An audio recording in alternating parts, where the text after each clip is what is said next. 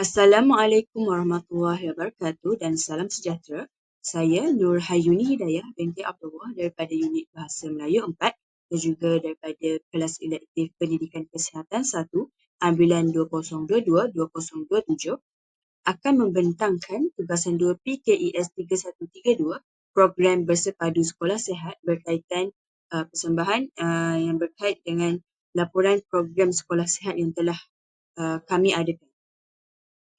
Dan berikut merupakan soalan tugasan bagi tugasan yang kedua ini, di mana kami perlu membuat laporan program secara video berkaitan dengan program yang telah kami laksanakan.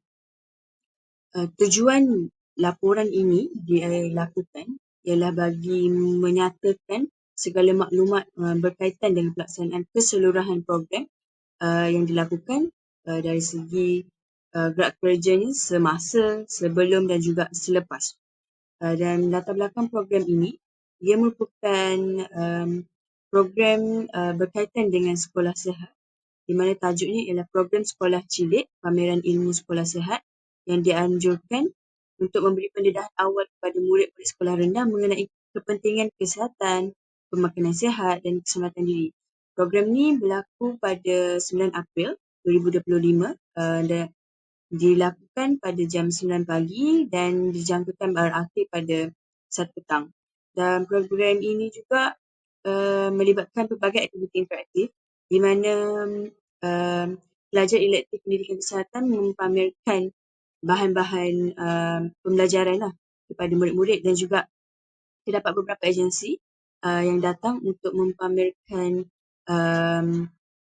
bahan-bahan berkaitan bidang mereka. Contohnya macam kalau AADK dia bawa bahan-bahan terlarang dan pameran bahan terlarang yang bermaklumat dan berilmiah yang boleh pelajar lihat dan ambil makluman dan info berkaitan itu. Dan juga terdapat agensi seperti agensi klinik kesihatan di mana mereka datang membuat satu pemeriksaan percuma dan juga memberi sedikit maklumat dan info berkaitan dengan kesihatan lah. Kumpulan sasaran bagi program ini dijalankan ialah kami mensasarkan murid sekolah rendah, terutama murid sekolah berumur tahun 5 dan 6, iaitu kami memilih pelajar daripada SKIPG lah kerana sebab dekat dengan IPG. Dan dia juga terbuka kepada semua pelajar, staf ataupun pensyarah di IPG itu sendiri. Bilangan peserta yang terlibat dari SKIPG iaitu selama 140 orang dan mereka ini dibantu dan dikawal oleh guru mereka sendiri. Dan berikut disertakan atur cara program yang telah kami laksanakan bagi program sekolah cilik ini. Untuk laporan gerak kerja pula, sebelum program, kami lebih kepada perbincangan mengenai persediaan berkaitan program ni. Dan juga yang kedua, menubuhkan ahli jawatan bahasa yang diperlukan. Seterusnya, merangka perancangan aktiviti, tentatif, jadual serta menerapkan slot pameran apa semua. Maknanya berkaitan dengan lebih kepada persediaan.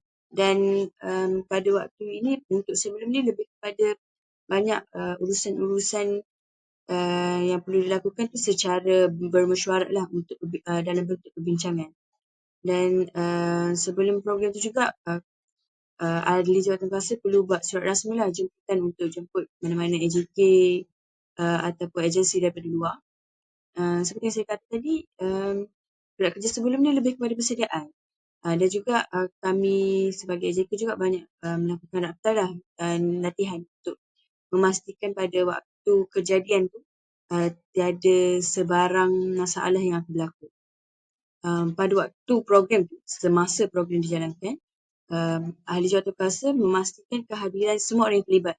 Maknanya daripada peserta, ahli jawatan sendiri, tetamu undangan, agensi-agensi terpilih. Sebab kita tak nak ada termiss out something lah maknanya. Kalau macam contoh ada AJK yang tak datang dan benda tu dan AJK tu terlibat memegang jawatan yang besar lah. Contohnya dia merupakan MC ke penyampai pengacara majlis. Jadi nak kena pastikan okey dia ada ke tak. Kalau tak ada kena terus cari pengganti. Maksudnya kehadiran tu perlu dilakukan pada awal majlis lagi sebelum majlis dimulakan untuk pastikan semua berjalan lancar dan semua orang dapat melaksanakan tugas. Dan pada waktu program ni lebih kepada memastikan program berjalan secara lancar tanpa sebarang masalah lah dari segi teknikal ke apa semua. Kalau kita tak nak program tu tergendala ataupun berlaku masalah yang tidak diingini lah. Maknanya banyak aspek juga yang dilihat dari segi keselamatan untuk memastikan kelancaran program. Setelah program tamat pula, kami pastikan penyimpanan semua barang-barang, maknanya gotong royong secara beramai-ramai. Sebab macam tadi kita dah guna banyak meja apa semua, jadi kita pastikan tempat yang kita gunakan bersih dan seperti sedia kala lah, maknanya awal kita datang macam tu, habis pun macam tu. Seterusnya pembentangan laporan ringkas ataupun macam kita perbincangan secara postmortem lah, maknanya apa yang kita dapat dan apa yang boleh tambah baik. Maknanya kita bermesyuarat pula pada akhir sesi tu. Dan seterusnya, selepas tu juga pembahagian sijil lah, sijil penghargaan kepada jawatan kuasa dan juga peserta yang terlibat. Dan akhir sekali, seperti yang kami telah sedang lakukan ini, iaitu menyediakan laporan dokumentasi bergambar atau video ataupun juga laporan bertulis. Untuk bahagian yang seterusnya, saya akan membentangkan laporan ini melalui analisis SWOT, iaitu yang pertama kita fokuskan kepada kekuatan program ni lah. Dia bermanfaat di mana pendedahan awal kepada murid-murid sekolah rendah ni berkenaan gaya hidup sihat dan pendedahan kepada keselamatan, kesihatan, kebersihan dan seterusnya, iaitu aktiviti menarik dan interaktif di mana dekat situ kan ada pameran kan, ada permainan interaktif yang mereka buat, kuis secara interaktif dan menarik, boleh jawab, dan ada juga seperti ada pemeriksaan kesihatan yang mereka juga boleh tahu tahap kesihatan dan seterusnya. Terdapat pelbagai kolaborasi lah. Program ni melibatkan agensi-agensi luar juga, iaitu seperti agensi anti-dadah kebangsaan Kuala Terengganu, Klinik Kesihatan Sebenar Takir dan Jabatan Pencegahan Jenayah dan Keselamatan Komuniti Kuala Terengganu. Yang seterusnya, melalui program ni, dia boleh melatih tahap kepimpinan kepada setiap pelajar dan juga memberi peluang kepada setiap pelajar untuk memegang jawatan di mana mereka boleh menerapkan elemen kepimpinan dalam diri mereka. Dan bahagian seterusnya iaitu weakness, kelemahan. Kelemahan utama bagi program pelaksanaan program ini bagi saya ialah kekurangan masa kerana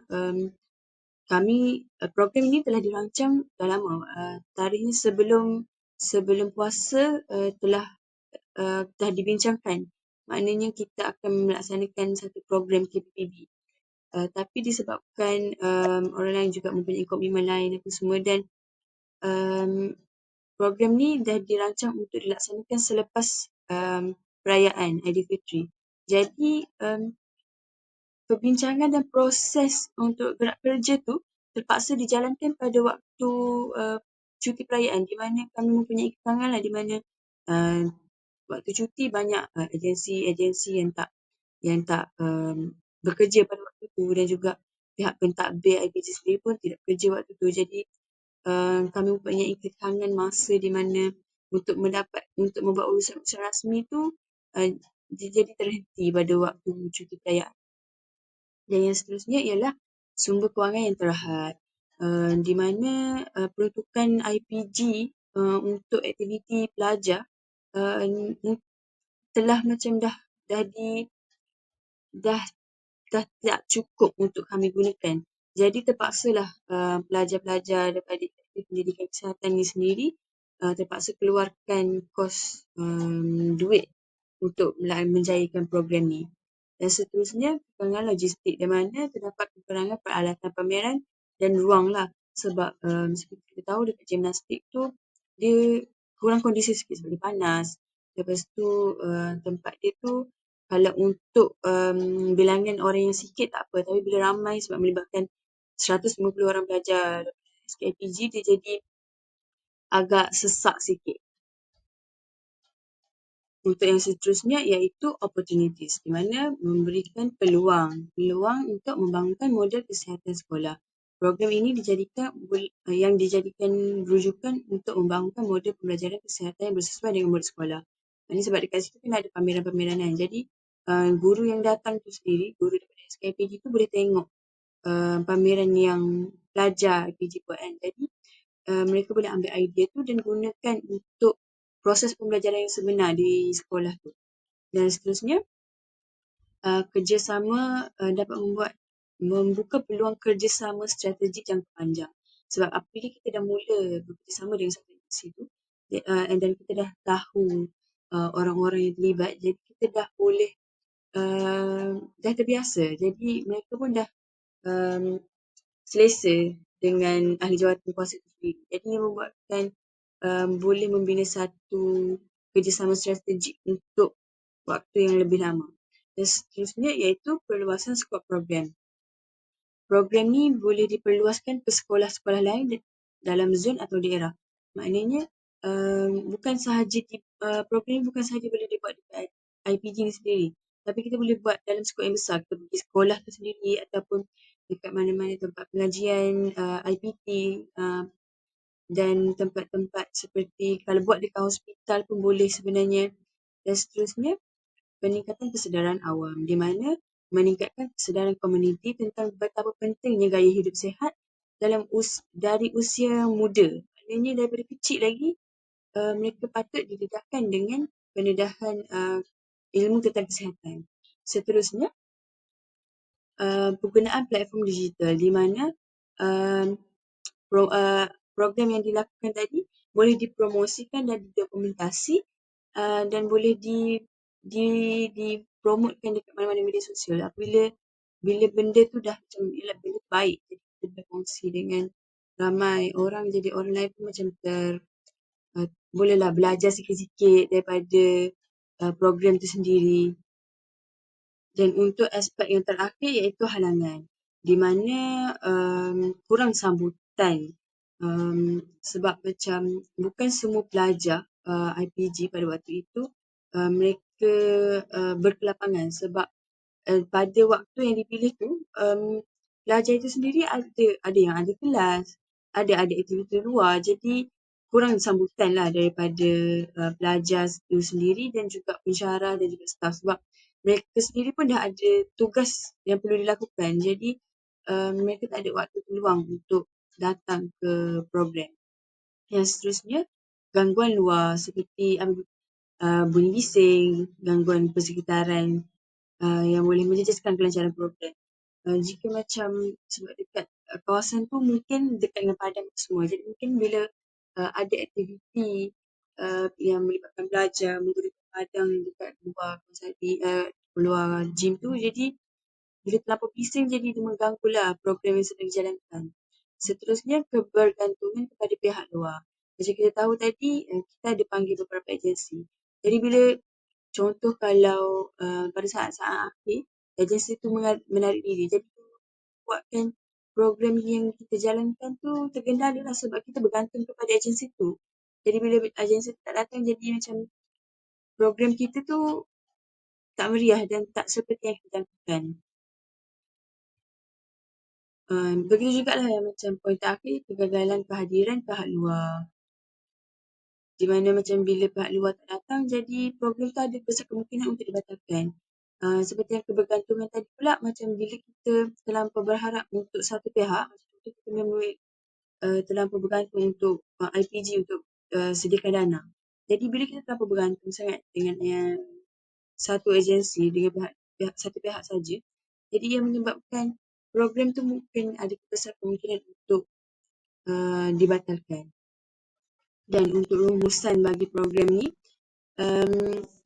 diharapkan semua orang yang hadir pameran pada waktu itu dapatlah sedikit sebanyak ilmu berkaitan dengan kesihatan. Dan mereka juga boleh menerapkan dalam diri mereka lah sebab bila kita buat program ni secara interaktif dan dapat banyak aktiviti menarik. Jadi diharapkan semua pelajar, semua yang terlibat tadi tu dapatlah impak yang positif daripada program yang dilaksanakan ini. Saya rasa sampai situ sahaja pembentangan saya pada kali ini. Sekian, terima kasih.